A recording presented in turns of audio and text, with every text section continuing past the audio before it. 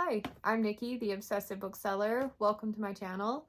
Today, I want to review Howl's Moving Castle.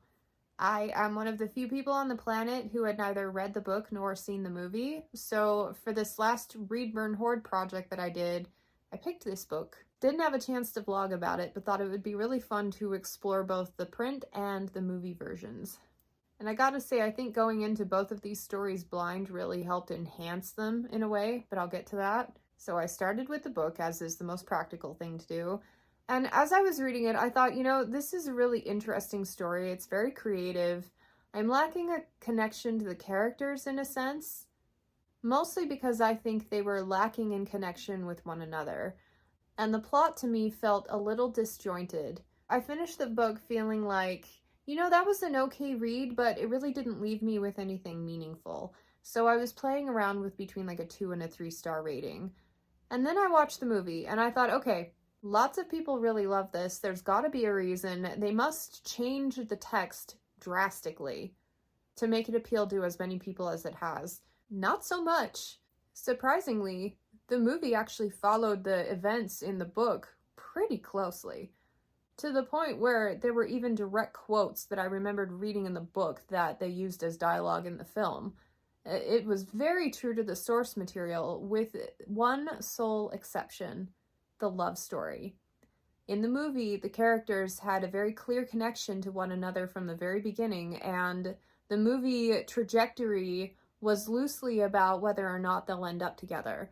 Whereas in this one, the characters were side by side, but their focus was always on other people and other events. They were very rarely drawn to each other, and so I didn't see the connection between the characters and between the book. And so for the movie creators to take the source material and add the one thing that would enhance it and make it better made the experience brilliant.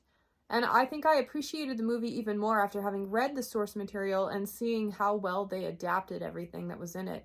And some of the things that felt disjointed in here felt just fine in the movie because there was a through line connecting everything. That romance really was the anchor to the story, which was lacking in here.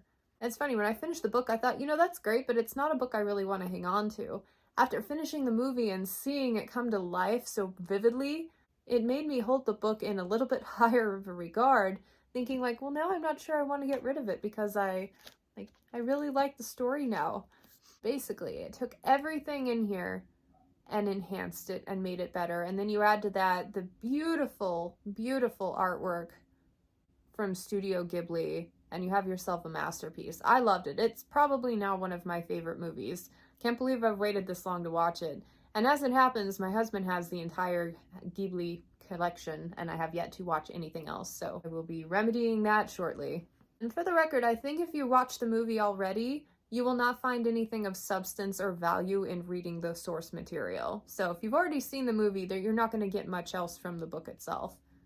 Anyway, I think fairly, I'm coming in at about a 2-star read for the book. It was just okay.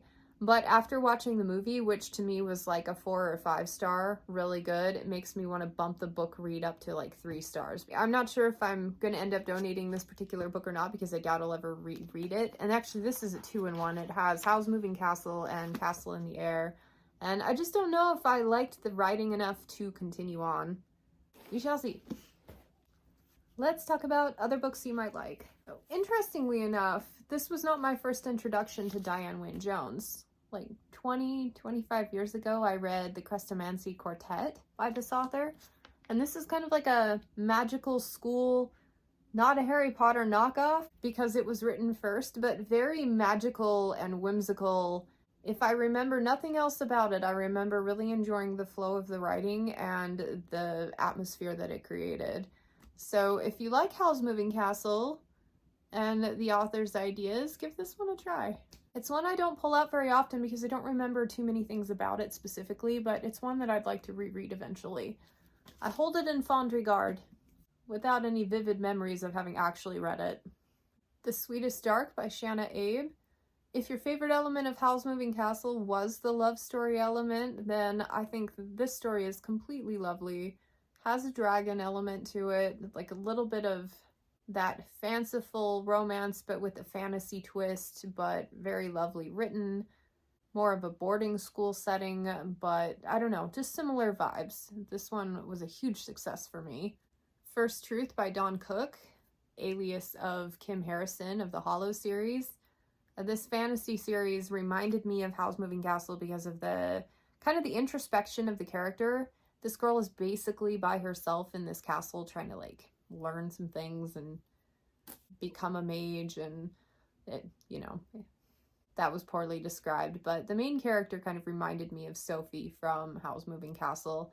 And I think if you liked the setting and the world building kind of develops into the kind of richness you got out of Howl's Moving Castle. So no actual moving castles, but a lot of fun components.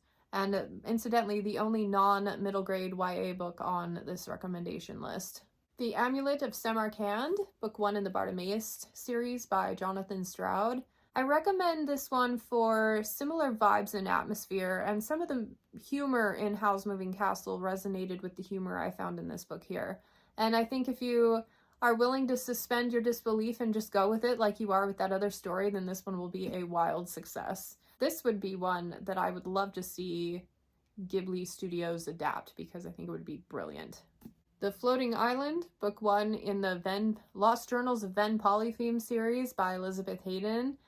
The world building and creativity and cool places you get to explore in this first book are very reminiscent to me of Howl's Moving Castle. And I think some of the fun, creative creature creation will resonate with you if you like that other book. This is one of the few middle grade books that I think is completely accessible to adults, and I've been having a lot of fun with this series lately. So there you have it. I want to take a minute to thank my patrons. Thank you so much for supporting my content and everything I'm doing. I really appreciate you. And thank you everyone for watching, and I hope to catch you next time. Bye.